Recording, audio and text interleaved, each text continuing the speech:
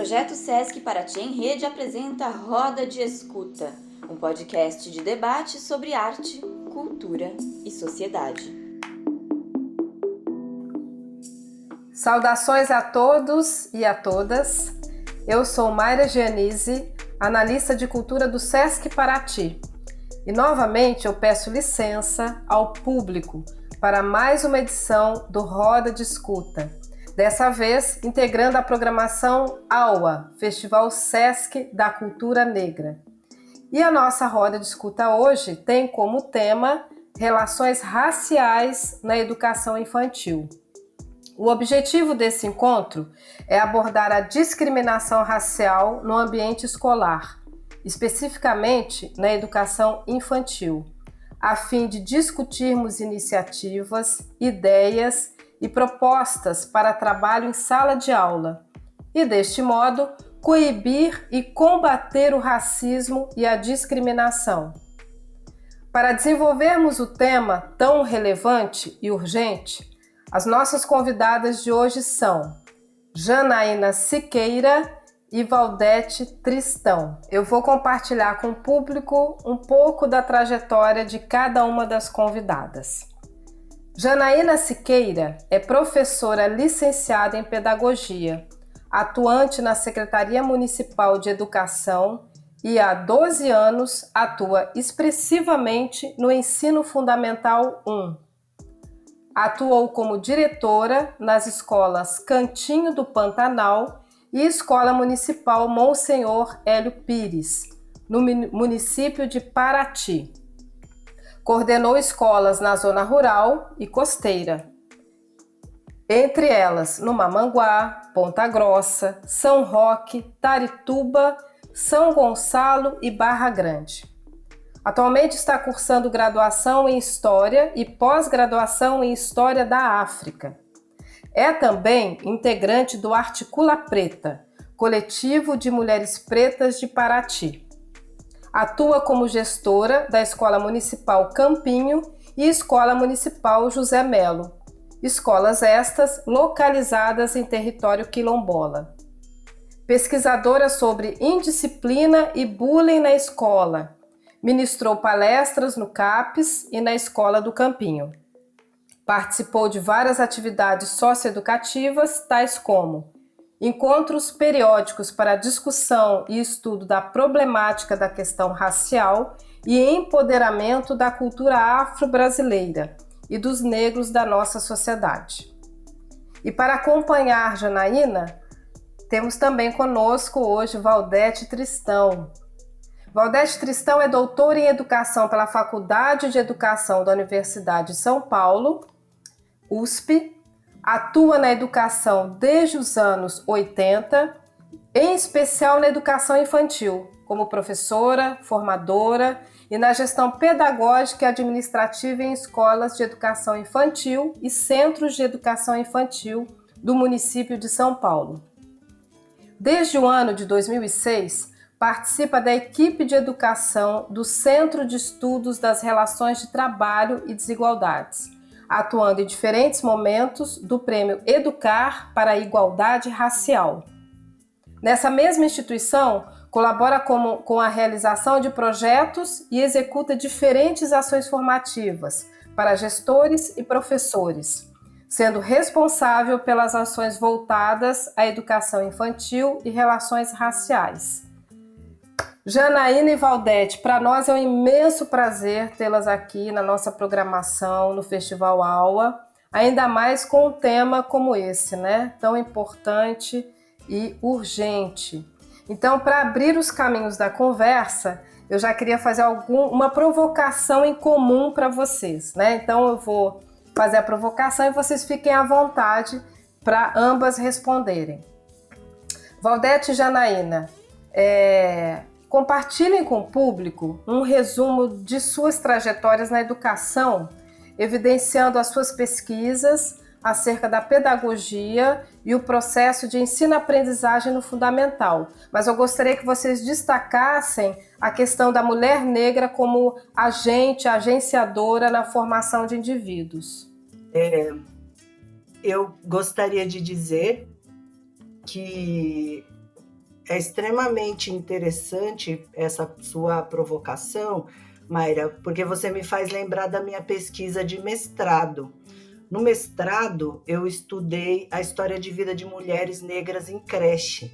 E o significado deste momento, né, ele era extremamente importante para mim, porque eu era uma professora de educação infantil, né, na mesma época em que as creches começaram a ser uma reivindicação das mulheres.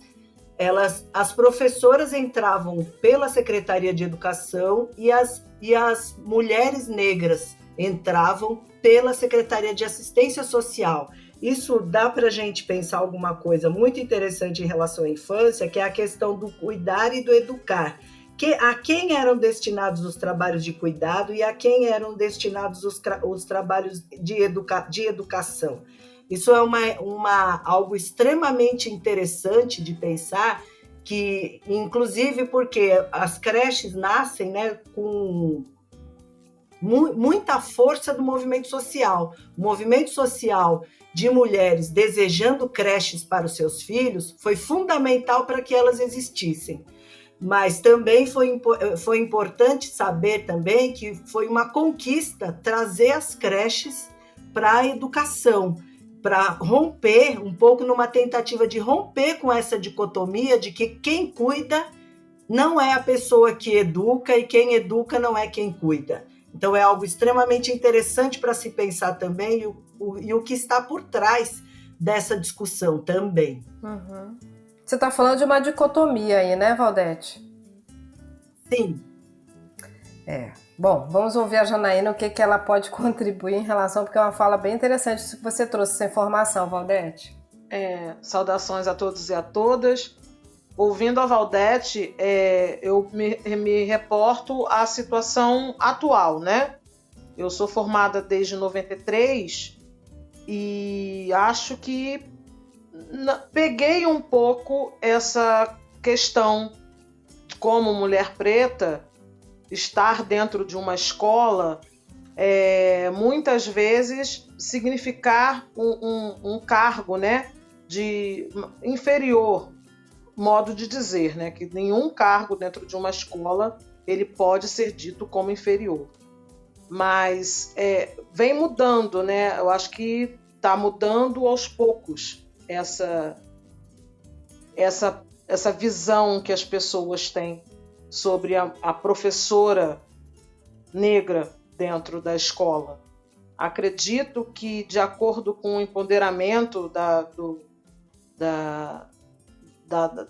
do povo preto, né, nós estamos nos aconchegando de uma forma mais expressiva, né, dentro das escolas e dos ambientes educacionais, e mostrando todo o potencial que temos como profissionais, como professoras e educadoras.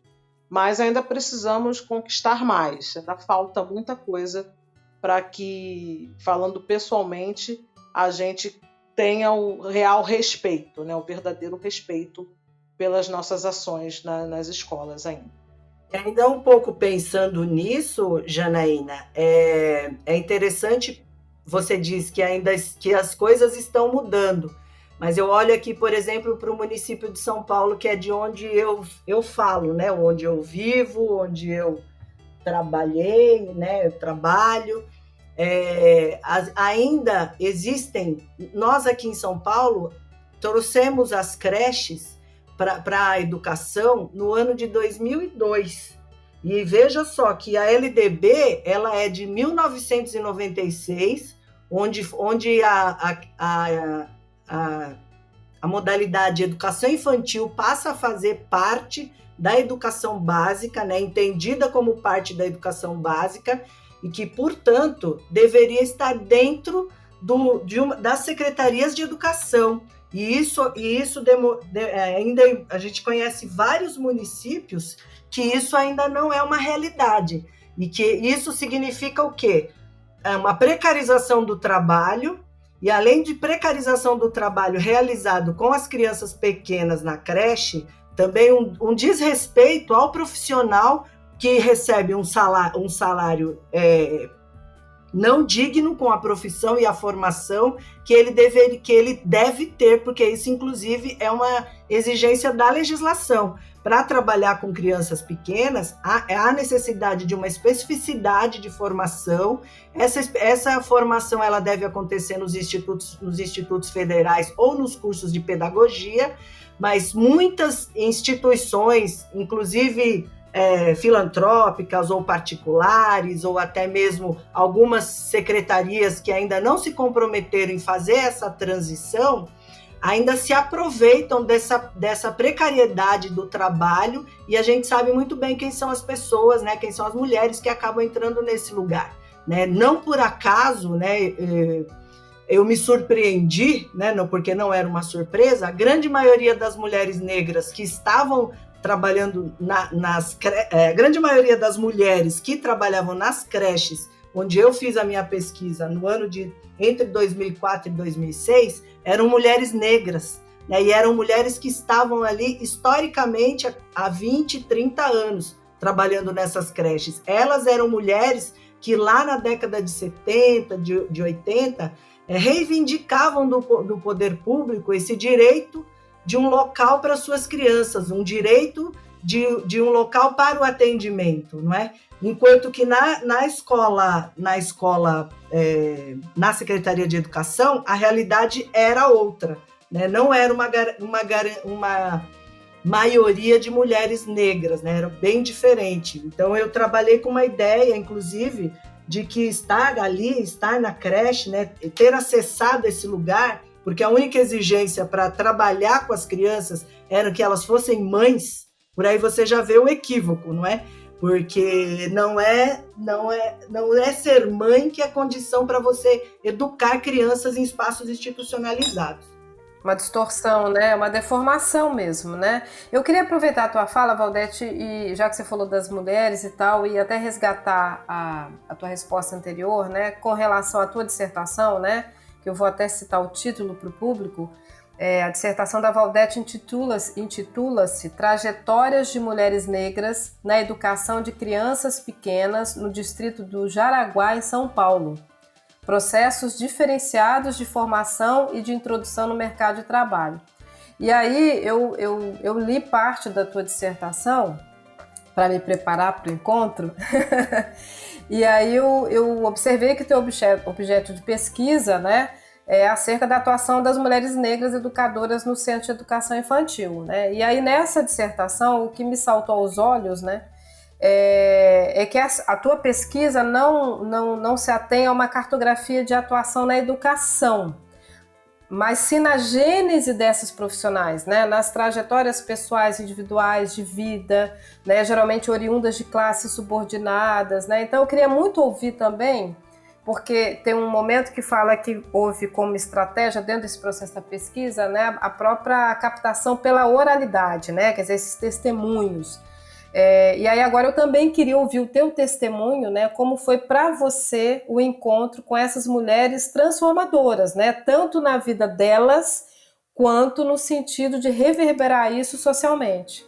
Essa sua pergunta é muito interessante, Mayra, no sentido de que eu trabalhei com uma hipótese, né? A minha hipótese era que essas mulheres, por terem sido sujeitos ativos, especialmente nos locais onde elas moravam, né? Porque as mulheres que eu entrevistei eram mulheres que eram do movimento social, eram mulheres do movimento de luta por creche da década de 70, não é? E eu tinha uma hipótese que o fato dessas mulheres terem participado do movimento social fez com que elas construíssem identidade de gênero, identidade social e até uma identidade racial por conta de estar nessa conjuntura tão propiciadora de reflexões, né?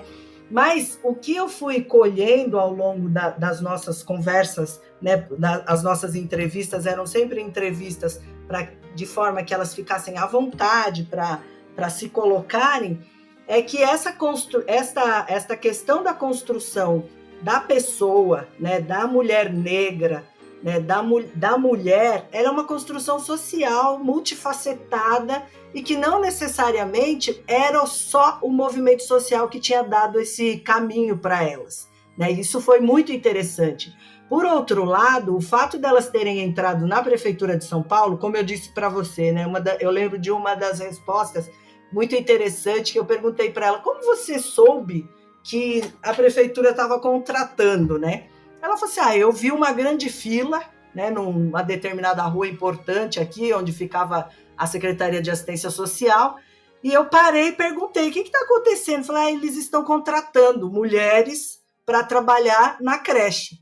Então, eu também trabalho com a ideia, trabalhei com isso na minha dissertação, de que entrar para a creche foi uma possibilidade para essas mulheres negras escaparem das tarefas que historicamente são designadas para as mulheres negras, tarefas braçais, sexuais e domésticas. Exatamente, né? Bom, Janaína, eu queria, porque eu acho que esse fluxo dessa conversa tá tão bom, né? Que eu já imagino que essa resposta da Valdete já te traga, você consegue visualizar o panorama aqui também, né? Desse território em Paraty. E aí, pensando nisso, eu queria que você, se fosse possível, né? Trouxesse para a gente o teu histórico de atuação em atividades socioeducativas, e que inclusive você se destaca muito, né, expressivamente na tua contribuição nos territórios quilombolas, né, a relação com o quilombo do Campinho, né, da Independência, assim como você também atua em comunidades costeiras e rurais, né. Então eu queria ouvir também de você, do mesmo jeito que eu fiz com Valdete, né, devolvi a ela,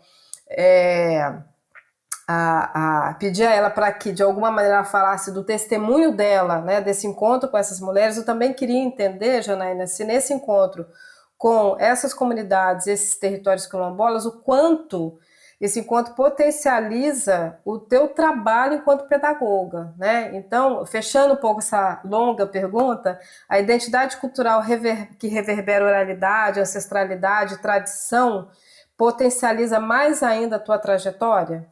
Olha, é bem curioso falar, porque quando eu me formei, lá em 93, né, a gente ainda tinha aquela visão que o professor apenas ensinava aqueles conteúdos pragmáticos, né? Era tipo, a criança só recebia informação. E essa minha trajetória dentro do município de Paraty, onde tem essa diversidade cultural e esse amor que as pessoas, os paratienses, caiçaras, quilombolas, indígenas têm pela própria cultura, nos faz modificar a nossa postura como professor e como pedagogo. Então, a gente acaba vivenciando essa cultura e trazendo essa cultura para dentro da escola. Eu, esse ano, estou atuando iniciei o ano como coordenadora do Campinho. No meio da pandemia, acabei me tornando gestora. E estar numa pandemia já é um grande desafio, né?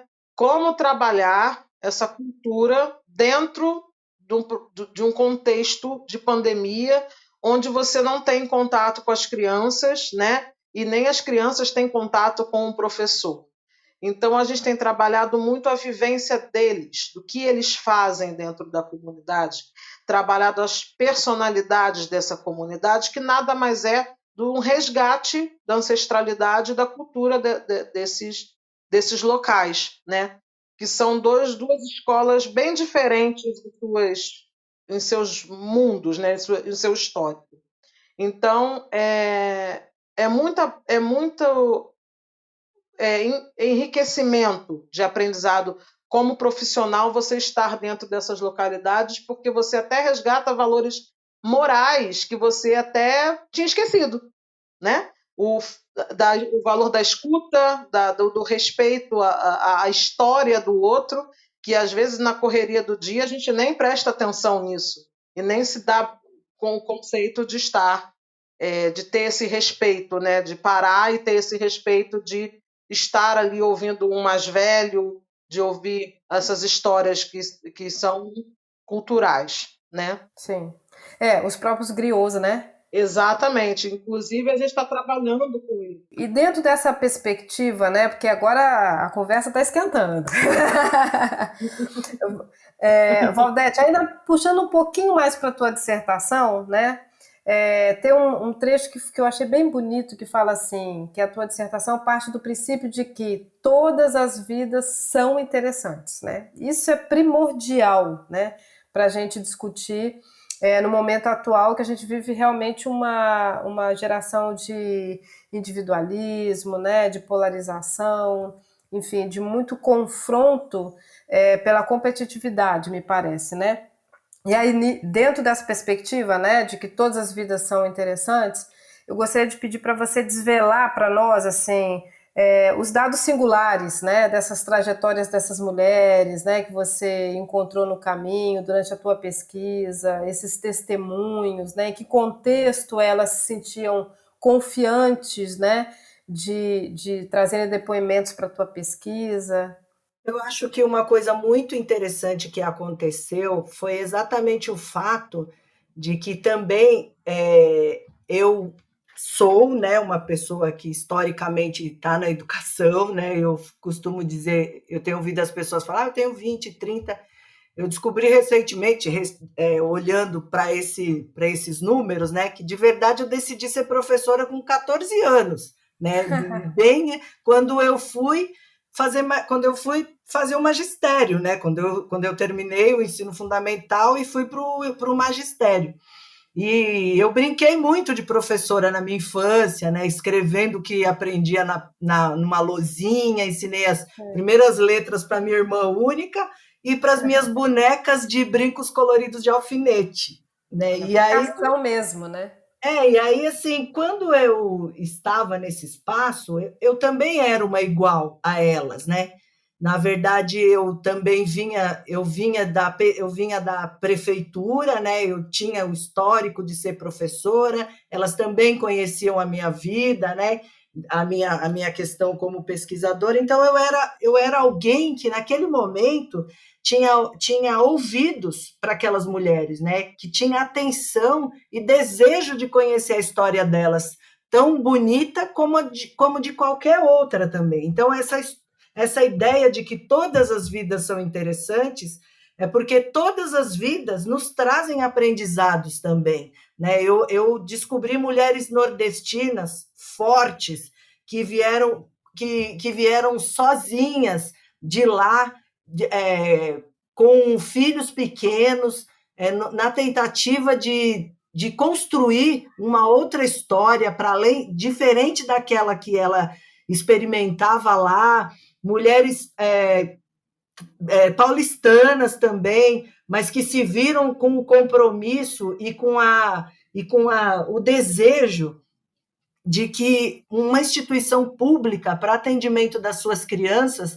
era algo importante e de direito delas, sem que isso nem mesmo ainda constasse na legislação, né? Porque as crianças passaram a ser sujeitos de direitos com a Constituição de 88. Até então, as crianças não existiam, né? Praticamente não existiam. Então, assim, é uma vida muito interessante essa, que na década de 70 acredita que pode ser responsável pela construção de um espaço educativo para receber crianças na periferia. Sim.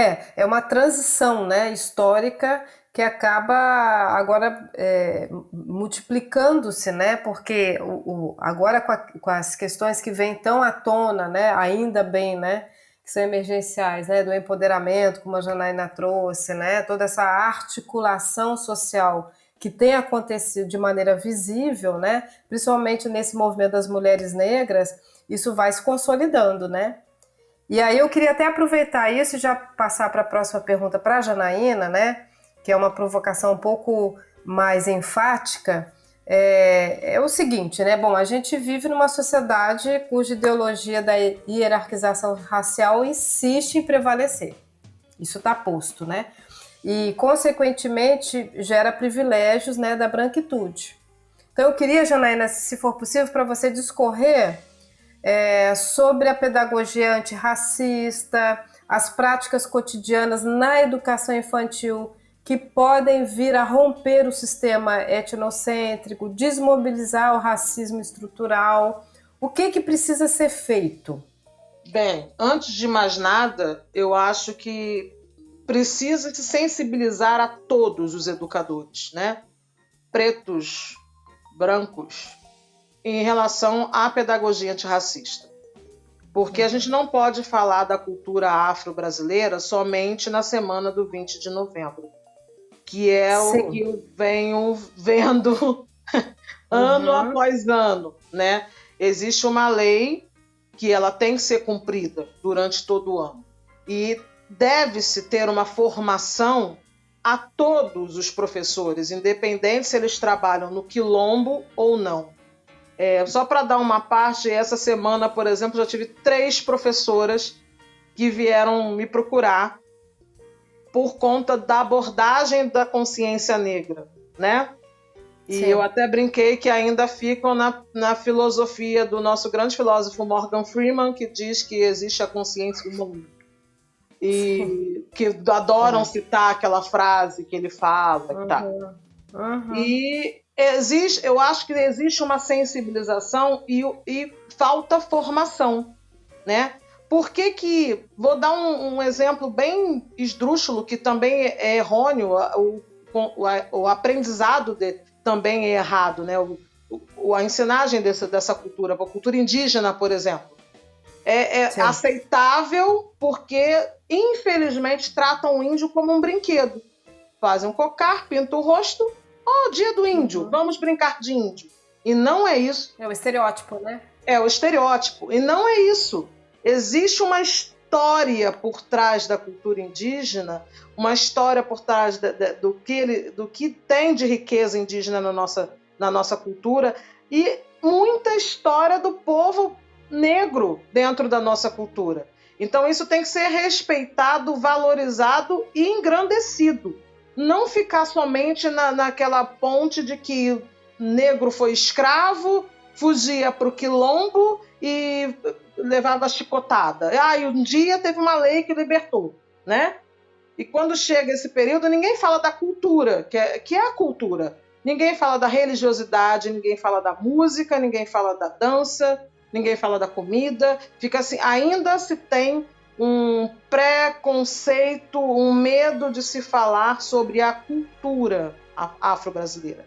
Isso tem que ser desmistificado. E aí aí vem a hierarquia, né, da branquitude, que diminui, porque isso é diminuído assim, por conta de que lá atrás a gente não tinha voz. E hoje a gente tem, e a gente mostra isso para as pessoas. Então, essa história tem que ser contada, tem que ser vivenciada, tem que ser elevada à potência máxima, porque nós, pretos e pretas, construímos o Brasil durante toda a nossa trajetória. Estamos construindo ainda estamos nos reconstruindo para que a gente consiga ser respeitado da maneira que devemos ser respeitados. Então, a educação antirracista ela tem que ser realmente vivenciada por todos, não apenas por um grupo, né? E a gente está caminhando, passos pequenos, mas eu acho que ainda estamos ganhando terreno nesse conceito aí. Porque a grande questão, Janaína, né, assim, é que há muito tempo, né, se legitima uma narrativa criada, na verdade, né? Digamos assim, existe uma narrativa real, né, que se tornou oficial, né? Eu lembro que não sei se ainda é assim, faz muito tempo que eu fiz o ensino fundamental, né?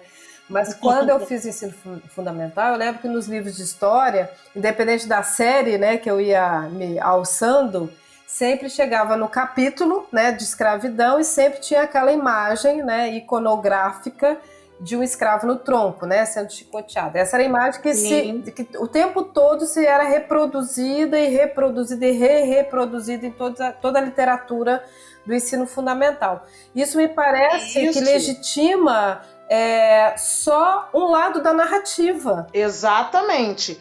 E isso, para um aluno, para um estudante preto dentro de uma sala de aula, faz com que a autoestima dele seja diminuída. Sim. Entende? Sim. Quando a gente fala de educação infantil, eu tive aluno que falou que foi um trabalho assim, quase psicológico, terapêutico. dele falar que ele não gosta de ser preto porque preto sempre foi escravo. É o que está nos livros, né? Porque é aquilo que ele vê, entendeu? É aquilo que mostra para ele. Materializar assim, porque ele vai se reconhecer naquela imagem do escravo, né? Então, realmente, Exato. a autoestima fica totalmente atingida, impactada, né? Só para concluir, atualmente, com essa gana de autores, escritores pretos que botam personagens pretos nas capas dos livros, principalmente da literatura infanto-juvenil, que a gente pode levar para dentro de uma sala de educação infantil, livros onde a criança se reconhece, isso está sendo muito importante, sabe? É de uma importância tão grande. E não é para se usar esse livro somente na Semana da Consciência Negra.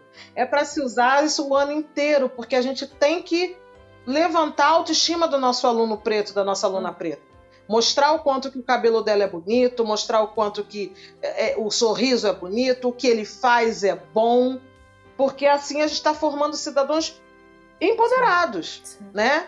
E aí, tem uma frase da Sônia Rosa, que nós fizemos uma coordenação lá no campinho com ela, que ficou assim muito focado no nosso como ensinamento, que assim, as crianças brancas aprendem e as crianças pretas se fortalecem num movimento desse. Sem dúvida, né? Sem dúvida. E é isso. Eu acho que falta muito, porque ainda existe de muitos educadores uma resistência sobre a cultura afro-brasileira, né? Por questão religiosa, por questão ideológica. Então isso tem que ser desmistificado.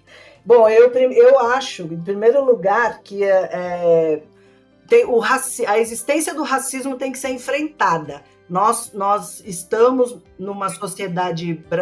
A sociedade brasileira é uma sociedade que tem preconceito de ter preconceito, portanto, não se sente à vontade para reconhecer que o racismo existe, né? Nós vivemos eu nem sei se podemos dizer que isso já foi findado, mas sob o mito da democracia racial, de acreditar que vivemos em harmonia, em coletividade, isso não é verdade. E pensando especificamente na escola, eu acho que é importante reconhecer que os professores vão para a escola despreparados, desconhecem, inclusive, né, que existe uma legislação que é a Lei 10.639, ela alterou a LDB.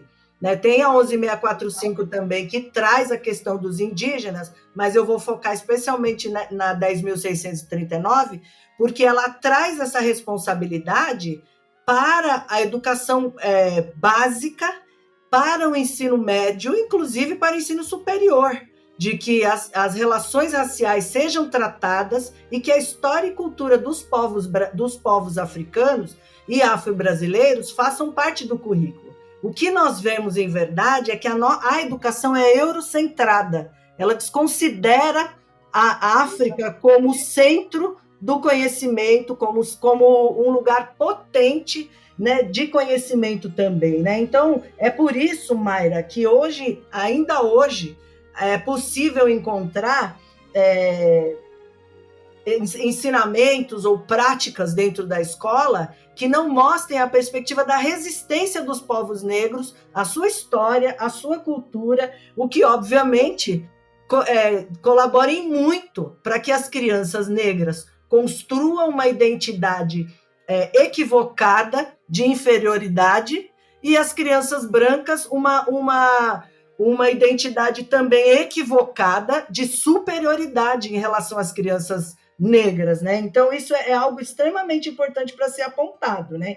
A questão de livros, materiais, instrumentos musicais, os murais e cartazes, todos esses materiais e objetos, de uma forma bastante cuidadosa, deve ser sempre verificada. Ora, se uma escola vai, por exemplo, produzir um cartaz sobre a família, ela tem que prestar atenção que famílias que pertencem àquela instituição, quais são as famílias que aquelas crianças pertencem, né? Quais são os arranjos familiares que reproduzem uma família patriarcal burguesa ou arranjos familiares os mais diversos, que podem ter 2 mães, 2 pais, avós cuidando das crianças. Então, toda essa perspectiva precisa ser pensada também, inclusive porque a gente sabe que as comunidades africanas, né, têm organizações familiares que poderiam ser consideradas por nós organizações não satisfatórias, mas são organizações em comunidades que nós desconhecemos e por isso criticamos. Então é algo para se pensar muito, né, que é essa questão da formação de professores. Eu concordo quando a Janaína fala essa questão de que novembro não é o único mês para a gente tratar sobre isso. A temática racial deve ser uma tônica da proposta político-pedagógica das instituições. Durante o ano inteiro tem que se pensar como trazer esses livros, como valorizar a presença negra durante todo o ano e não só no mês de novembro, não é? Até porque a gente tem o maior número de estudantes pretos dentro da escola, principalmente da escola pública. Se você for olhar, ou tiver um olhar sensível, né, na maioria das escolas públicas estão alunos pretos e pretas. Você desvalorizar uma cultura de uma raça inteira e sobrepor uma outra cultura sobre essas pessoas, né? Chega a ser cruel. É o racismo mesmo institucionalizado ali dentro daquele ambiente. E aí a gente vê trabalhos individuais. Normalmente, a gente vê trabalhos individualistas de alguns educadores que se preocupam realmente em ver isso. Não estou falando que é só professor preto ou preta que vai fazer esse trabalho, né, da Lei 10.679, porque a gente tem outras pessoas de outras raças nessa causa, mas ainda é um número pequeno. Então, isso tem que ser realmente enfatizado em formação, em reuniões, gestores têm que colocar isso como realmente obedecendo à lei maior que é a FDB, que é a nossa lei, né? E é isso. Ainda falta muito para a gente conseguir colocar embutir dentro da rotina de várias instituições essa questão. Há um equívoco até, eu estava pensando ouvindo vocês, né? Há um equívoco até na forma de muitas vezes a gente se expressar, né? Por exemplo, essa coisa de falar, vamos visibilizar, né? Vamos dar voz. Não, mas não tem sentido isso. Visibilizar o que já existe, que já está sendo visto, dar voz a quem já tem voz, né?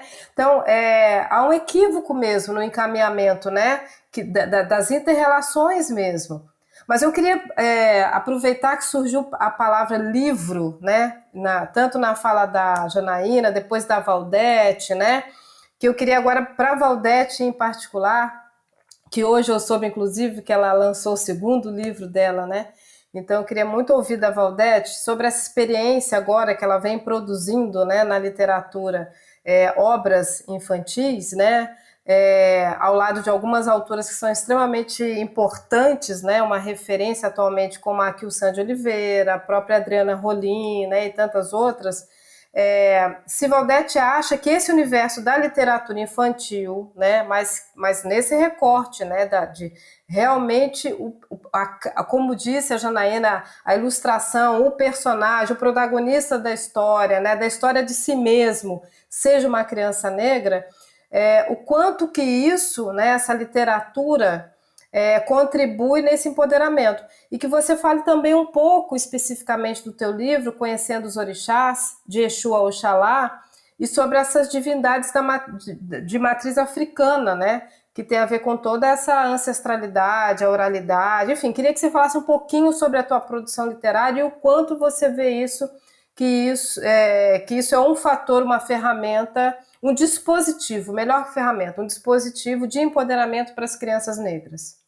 Então, eu acho que eu estou trabalhando assim um pouco com a ideia de que conhecer os orixás, conhecer a mitologia africana, conhecer a cultura africana é um direito das crianças, em especial as crianças africanas, olha só, presta bem atenção nisso que eu vou dizer, crianças africanas aquilombadas no Brasil, que somos nós, pessoas descendentes de povos africanos que foram trazidos escravizados para o Brasil e que com eles trouxeram a sua cultura, a sua alimentação, o seu jeito de ser e estar no mundo, a sua religiosidade. Quando eu falo nessa questão da religiosidade, né, eu falo num jeito de ser e estar no mundo que as pessoas, sem conhecerem o que isso significa, começaram então a demonizar aquilo que não é demônio para os povos africanos. Exu não é demônio, Exu é caminho, Exu é possibilidades, Exu é encruzilhada, enfim. Quando eu pensei nessa possibilidade de que as crianças tivessem acesso a esses conhecimentos, eu imaginava uma possibilidade de que crianças negras, principalmente, se beneficiariam desse conteúdo, até porque se reconheceriam, né, se veriam nesse livro, poderiam ver os seus deuses, caso fossem pessoas que, de repente, são dessa fé, comungam dessa fé, mas também como possibilidade de cultura, porque é o que eu sempre coloco quando alguém me pergunta: nossa, mas mitologia dos orixás para crianças? Sim, mitologia dos orixás para as crianças, porque as crianças têm acesso à mitologia nórdica, à mitologia dos gregos. Então, por que eles não podem conhecer a mitologia dos orixás, né? Enquanto um direito e enquanto uma possibilidade? Porque se nós queremos, nós acreditamos, nós que somos da educação, nós que somos pessoas que acreditam numa sociedade que pode ser justa, fraterna e equânime, a diferença, a diversidade tem que estar presente, porque, veja só, desconsiderar a diferença é promover desigualdade, né? Isso significa que eu estou valorando um determinado tipo de cultura em detrimento de outra, né? Então, eu penso, né, em construir uma literatura que vá nessa direção. Nesse livro, eu apresento os orixás, né, e ele acabou sendo um livro, assim, eu tenho muito retorno sobre ele, né, pessoas que me contatam e que nem me conheciam, né, mas tentam, ou eu também não conheço, e que falam do quanto foi importante apresentar para os filhos esta possibilidade, sabe? E o que eu gosto mais, assim, uma ideia que eu também tento levar, que eu quero levar com a minha literatura, é de que a gente não faça nenhum tipo de sincretismo mitológico.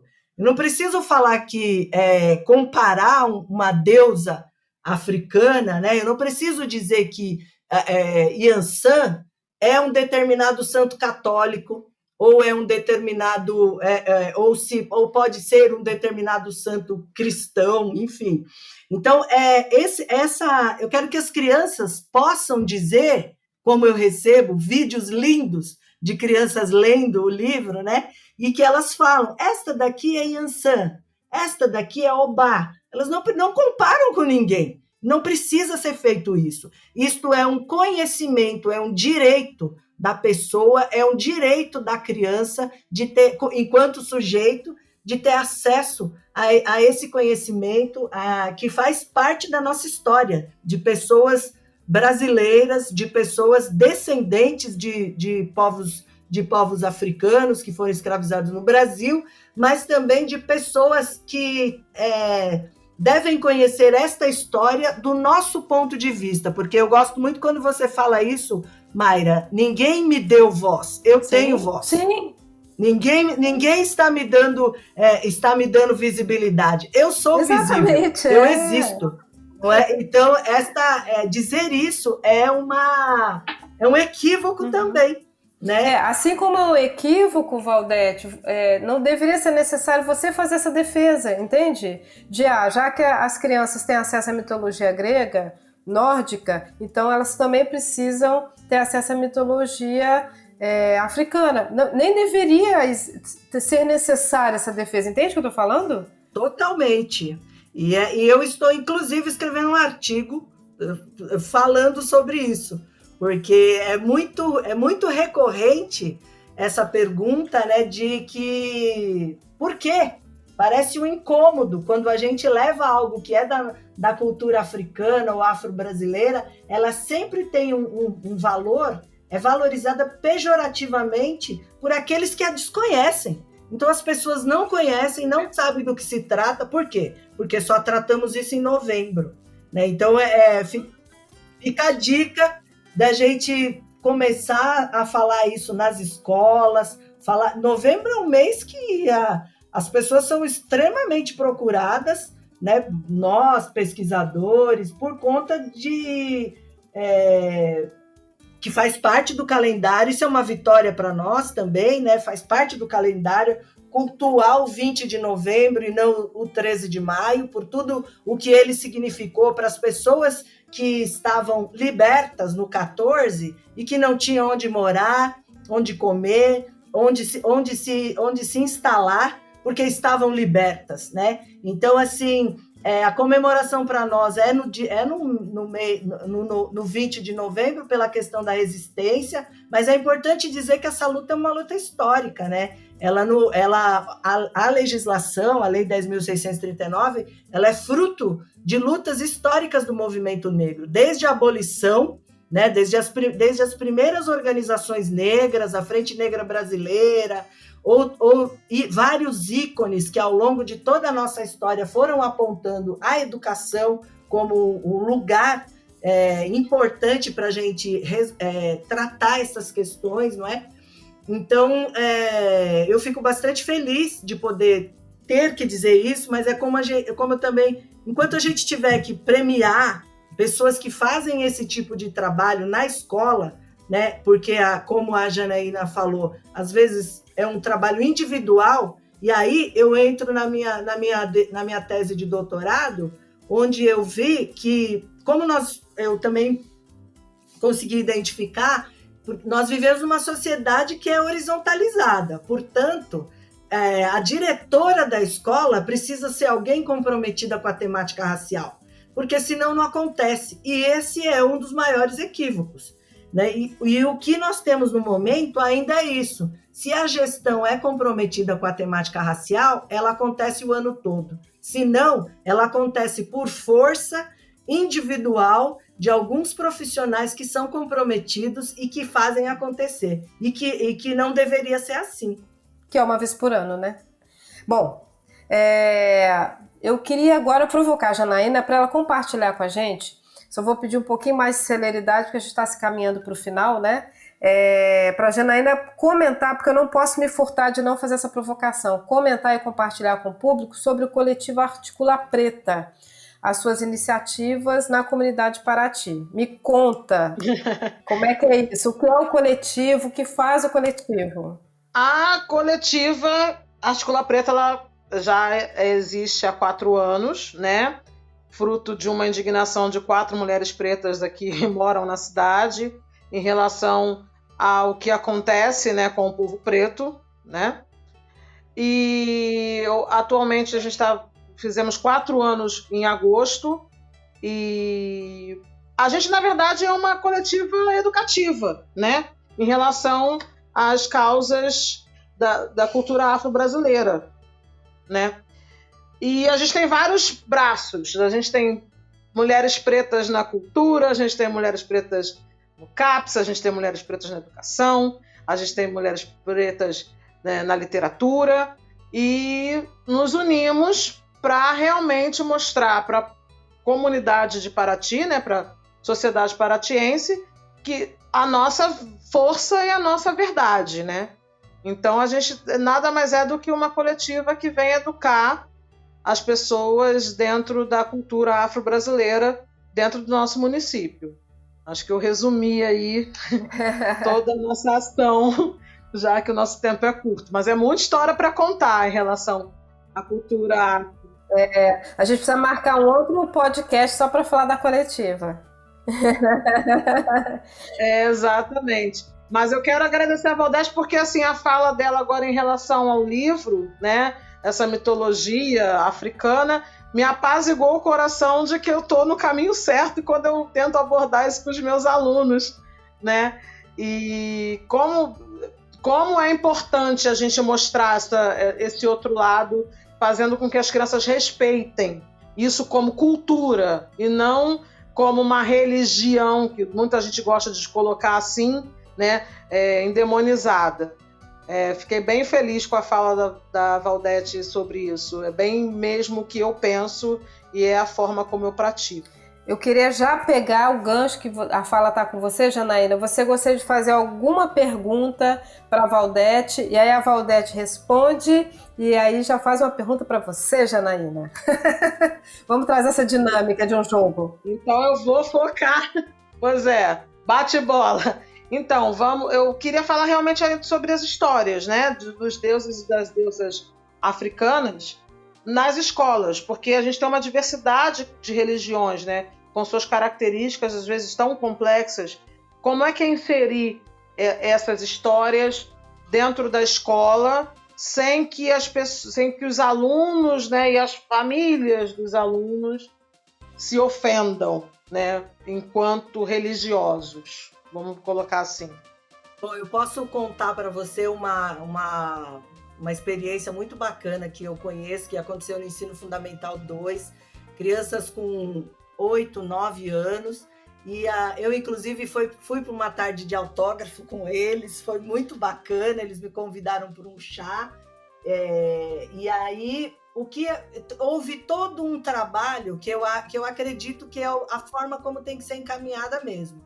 Primeiro, nós não estamos falando de religião, ninguém vai fazer nenhum tipo de ritual dentro da escola, né? O que o livro, ele apresenta os orixás nas suas individualidades, nas suas peculiaridades, né? E vai mostrando, eu dialogo de uma forma assim, que acaba fazendo com que exista uma interação com a criança, né? Por exemplo, quando falo de Omolu, que é o orixá que das palhas, né? Então ele falam da pipoca, que ele gostava de comer pipoca, ele pergunta para a criança: você gosta também? Então tem algumas interações assim que são extremamente importantes, que tornam o livro lúdico, que tornam um livro para criança adulta que não um dia pôde ter acesso a esse livro. E como eu já disse anteriormente, essa questão eu estou trazendo enquanto cultura, porque ninguém fala que dos gregos, né, numa perspectiva, tem uma questão que ampara, que é a própria legislação, né? É a construção de um projeto político-pedagógico que insere esse tipo de conhecimento como relevante para as crianças, como relevante para a formação da identidade deles. Crianças negras podem se saber desse continente, podem se perceber e se entender como desse lugar também. Então, levar essa questão dos povos tradicionais africanos para dentro da escola através desses mitos, né, que há mitos belíssimos. Aliás, eu vou até aproveitar para dizer que esse segundo livro que eu estou lançando, eu falo sobre a criação do mundo, na perspectiva dos iorubás. Então, é uma outra forma de entender como o mundo foi criado, a partir de uma outra perspectiva, né, de um outro lugar. Então, se isso está muito bem delimitado com as famílias, como esteve no caso dessa que eu estou contando para vocês, as famílias souberam, né, aquela relação de fato de construir um projeto político-pedagógico envolvendo a comunidade escolar, a comunidade do entorno, as famílias, aconteceu. Então, a professora pôde realizar esse trabalho. A gente, inclusive, ia apresentar ele ela queria apresentar na FLUP, no Quilombo do Campinho, que seria com você, Janaína. Era uma professora aqui de São Paulo, do Campo Limpo, e ela queria escrever esse trabalho, mas aí tudo aconteceu, né? E a gente não pôde ir, mas é um trabalho belíssimo. Depois posso te passar o contato da moça, e que é possível de ser feito, sabe? E eu acho que vai bem nessa direção, porque a gente tem um amparo legal e precisa da questão material garantida, que é os livros dentro da escola, E também inúmeras. Ela fez pipoca com as crianças, ela levou alguidar, ela mostrou ferramentas dos orixás também. Então, precisa ter um investimento também. Estou falando especificamente disso, né? Mas não só. Mas para as crianças tenham acesso a outros conhecimentos também. Porque quando a gente tem a oportunidade de conhecer a diversidade, a gente também se torna melhor, não é? E falar também, né, Valdete, quando você fala da mitologia africana, isso não é uma atitude de criar um detrimento com as outras religiões, né? Uma coisa não está a ver com a outra. Não se trata de substituir um paradigma por outro. Por outro, exatamente. É de fazer conviver, é de fazer conhecer. Né? Então, assim, nós não temos espaço para essa cultura. Exatamente. Valdete, faça a pergunta para a Janaína. Ai, que medo! Já que eu falei do campinho, conta um pouco como que é essa inserção, a relação com os quilombolas, os aprendizados. Eu quero muito saber sobre isso também. Então, a minha experiência, como eu falei, tá sendo, infelizmente, no meio de uma pandemia, mas no início do ano a gente teve um contato extraordinário com os griots do Campinho, que foi uma coisa assim que energizou o nosso trabalho, né? Você ir na casa da senhorinha de 92 anos que conta um monte de história e foi maravilhoso. E é isso, a gente está fazendo uma grande pesquisa, um grande levantamento, resgatando coisas de dentro da comunidade, empoderando o que a comunidade faz, que é uma comunidade de luta, uma comunidade, né, de resistência, que conseguiu ali a titulação do quilombo, né? Então tem muita história que tem que ser contada para esses pequenos, né? Para eles valorizarem o chão que eles pisam, o chão que eles moram. E para mim está sendo assim muito grandioso estar ali, né? É enriquecedor dentro dessa minha trajetória de 13 anos dando aula aqui em Paraty. Esse ano está sendo bem. Parece que eu estou em casa, literalmente.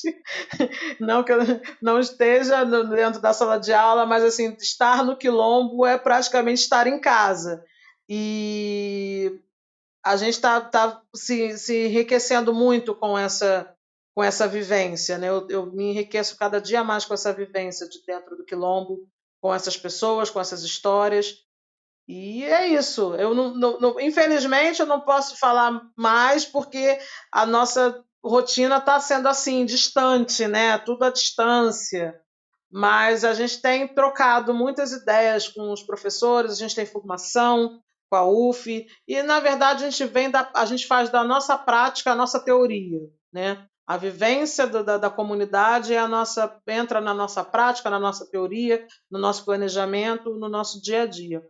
É assim que a gente vai construindo ali o currículo e a nossa história diária ali da educação quilombola. Eu te convido a ir lá, por favor.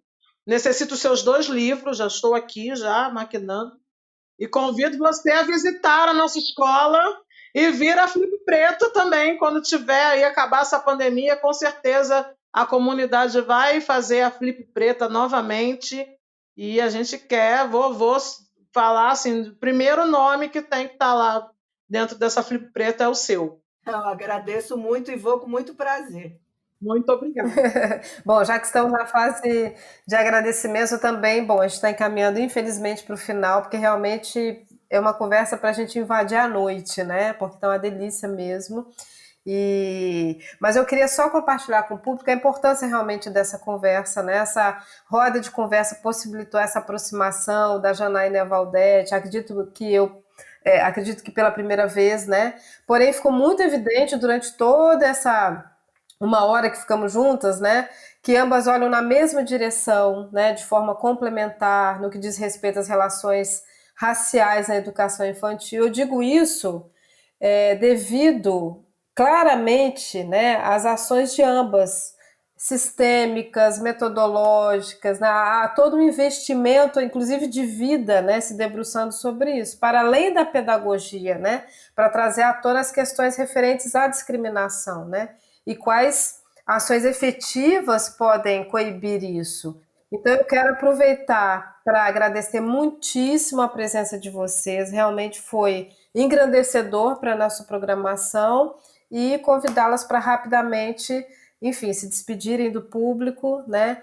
E eu aproveito, eu fecho minha fala aqui, aproveito e convido o público a acompanhar a nossa programação do AUA, Festival Sesc da Cultura Negra. Eu agradeço a oportunidade de diálogo, de troca. Essa conversa foi uma conversa incrível, acho que foram muitos aprendizados, eu acho que nós crescemos quando essas oportunidades aparecem, elas são boas para todos. Então, mais uma vez, eu agradeço ao Sesc, a Mayra, Janaína, e pelas trocas que fizemos. Eu agradeço também ao Sesc, a Mayra, a Priscila, né, por estar mais uma vez participando do AUA, né, que é um evento maravilhoso dentro da cidade, que enaltece a cultura afro-brasileira, e agradeço imensamente ouvir a Valdete e ter a honra de participar dessa roda de escuta ao lado dela e aprender. E foi tudo muito maravilhoso, muito incrível. E ficamos no aguardo de mais novos encontros enriquecedores como esse. Então, muito obrigada novamente, também foi uma honra e pedindo encarecidamente, cuidem-se, ainda é necessário. Então, até breve. Este podcast integra a programação do projeto Sesc Paraty em Rede. Você pode acompanhar nossas ações pelas redes sociais do Sesc Paraty e pelo site sescparaty.com.br.